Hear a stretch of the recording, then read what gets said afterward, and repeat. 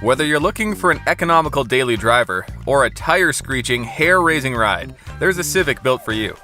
The SI, or Sport-Injected Civic, offers a great middle ground between affordability and performance, giving drivers a little more power and a little more ability than a standard Civic without the cost of a Type R. And now with the Honda Factory Performance Package, the SI is even better.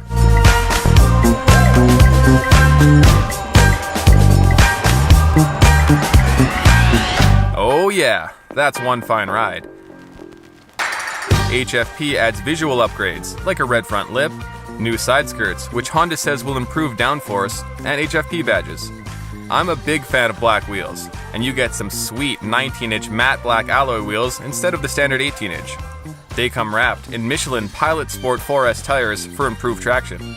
This thing has plenty of zip with a 1.5-liter turbocharged engine cranking out 205 horsepower and 192 pound-feet of torque. And now, it's even sportier.